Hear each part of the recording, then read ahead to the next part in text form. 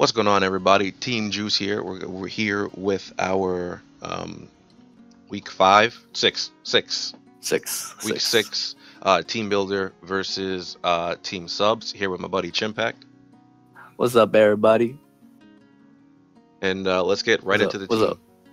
So Yeah. first up, we have Tornadus Therian. We're thinking about bringing Aromatisse over Tornadus Therian, but I really don't like Aromatisse because every week we bring it, it doesn't do anything.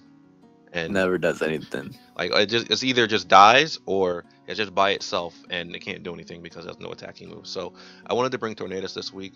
Fly EMZ, Taunt, Protect, Hurricane, and Dark Pulse. Dark Pulse is just there for the Mew. Hurricane to go with, along with Flying EMZ.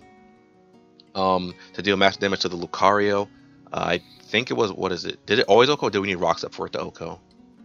We OHKO both Raikou, or not Raikou, Typhlosion and Lucario. Okay. With the spread. Okay, yeah. Taunt and Protect. Protect is kind of standard. Taunt's there to keep the Clefable from getting out of hand because Clefable is just going to follow me and start derping around doing other things. Obviously, we could taunt other things on the team like Raikou, Mew, and things like that, but it's mainly there for the Clefable, and we have Dark Pulse for the Mew. Unless they're like a really, really like bulky set, then it shouldn't take more than 2 Dark Pulses to knock it out. This spread here, just it just barely outspeeds Mega Lucario, so we could invest a lot in a lot of HP in bulk. We're at 356. Mega Lucario hits 355, so there's no no problem there. And then the rest in special attack because we want to be hitting as hard as possible with our Hurricane and Dark Pulse. Next up, we have Scarf Hoopa, which is kind of interesting. A Hyperspace Hole, Shadow Ball, Skill Swap, and Trick. Trick is the air to work along with the Choice Scarf. We can actually just trick with the Clefable or any other Pokemon that's like kind of slow and doesn't really do much on its own. I think Clefable was the main thought process there with the Trick. Skill Swap's interesting because if need be, if for whatever reason I decide to derp and was like, what's a good play? Skill Swapping that Mega Lucario rather than just Hyperspace holding it. We can do that, but realistically, it helps with the, if we can lead seed it, Skill Swap's there, but yeah, it's just we don't really need another attack. Yeah. On the Hoopa. Hyperspace Hole and Shadow Ball there for stab. Hyperspace Hole goes through Protect, so it's really, really good. And Shadow Ball, like is there for stab. I don't think there's anything hit super effective on the Shadow Ball, but Hyperspace Hole hits the Hitmontop, Crobat. I think Hitmontop and Crobat are the ones who hit super effective, right? Possibly. Also, with Hoopa, with the Magician ability, after we trick, trick away our Choice Scarf, if we happen to take a berry that's consumed, we can, pick up another item. So, that's nice as well. Lastly, on my side, we have Crocodile here with Chapel Berry and Intimidate, Stealth Rock knockoff, Earthquake, and Protect. Stealth Rock just to ensure some crucial KOs and make sure sashes are not intact. Knockoff just a good move in general. You can scout for information with knockoff as well because if we knock off and they drop an item, they're holding a Z crystal. Earthquake's there for stab. It also helps with the Raikou. It also kind of plays around the follow me because we hit everything on the field. So. Follow me isn't affected by Earthquake, and then Protect again, just because that's a nice stable thing. Our EV spread here, I think we had in mind physical Lucario at this point. So we just have to hope they bring that and not special Lucario, because if they bring special Lucario, then I guess we're just a little sad. Especially because Intimidate has no effect on special Lucario. Or they could bring Mixed, and then we'll be somewhat happy, because what I'm saying, just a little bit. I also upset with Hitmontop. The nice Intimidate on that. Chapel Berry also make sure we live the close combat. We can't really do much back to it. We can Earthquake, but we don't really want to hurt our own side all that much. We probably live the close combat without the Chapel. With Intimidate. Yeah, Intimidate we could. I don't think we could live Z. Probably, I don't know. But we don't want to take the close combat anyway, because we want to take another attack. Yeah.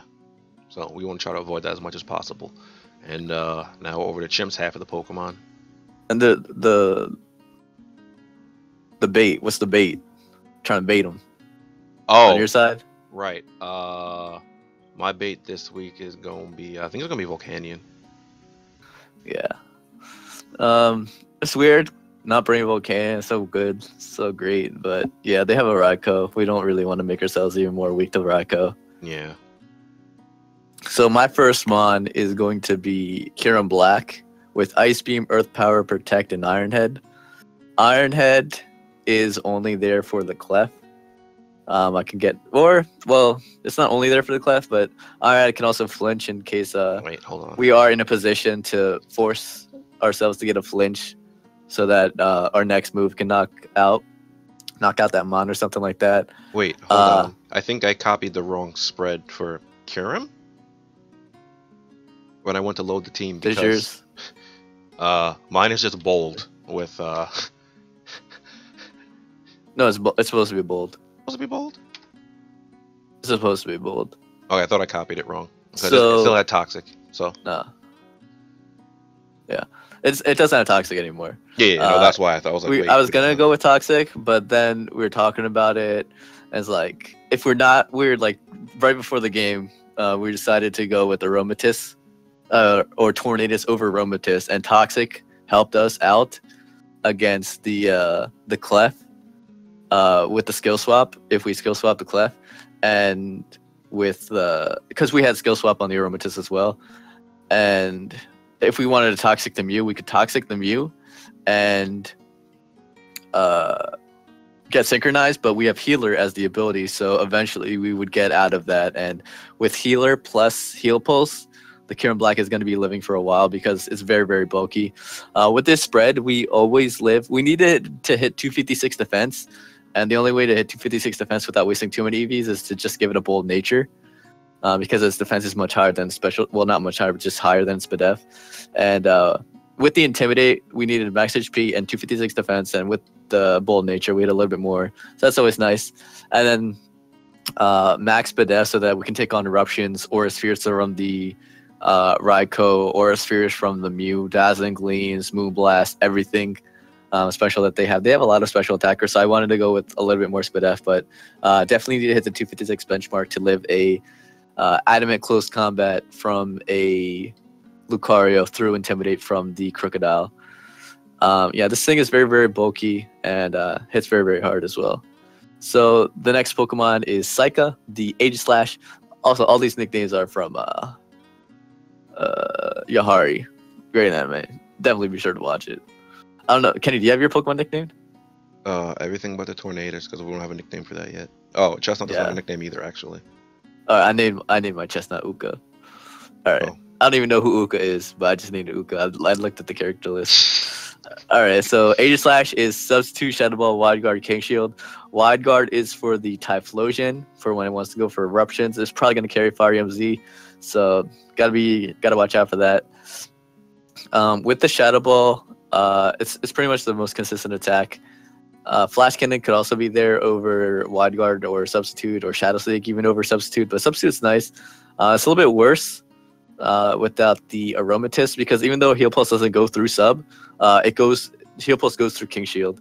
So we would be able to King Shield and heal it up, not take any damage that turn, unless they go for Willows with Mia, but if they go for that, that's fine. And yeah, with this EV spread, we're very, very bulky. I just put 68 with the Modest Nature so that after Weakness Policy, we literally OHKO everything on their team with Shadow Ball outside of Clef and Shiftry. So everything on their team is OHKO'd. I think it kills Typhlosion 100% of the time. And yeah, so we want to activate the Weakness Policy and be able to just OHKO everything. And then Chestnut is our last bulletproof, because they could have Shadow Ball on a few of their Pokemon. Dark Pulse is also nice, but Shadow Ball is just in case they bring Shadow Ball in their mirror or something. Spiky Shield, Super Fang, Spikes, and Lead Seed. With Spikes up, Hoopa OHKOs everything on their team as well, outside of a Shiftry or something, because Shiftry resists both its stabs. So that's the reason why everything on this team has over 239 speed, just so that we can outspeed Shiftry and be able to knock it out. Super Fang is just consistent damage spikes, so that Hoopa can knock out everything. And Aegislash can do a ton of damage without the Weakness Policy. So if their team is a little bit weakened from spikes and another attack, then Aegislash can start knocking out things without the weakness policy. Then Lead Seed is there. It's just nice for something like Mew or Raikou, because Raikou is kind of difficult to take down without our Crocodile or our Kyurem. Because Shadow Ball is not... Raikou might be able to beat our Aegislash one-on-one if it has Shadow Ball or something like that. So, gotta watch out for that. And that is... I also have Vivillon as the bait. That's our team. Alright, that's our team for this week. Be sure to check out the battle on Chimp's channel, and don't forget to check out our opponents for this week. Team Subs consisted of Callum and Game Boy Luke, and we'll see you guys next time. Bye bye. Bye bye.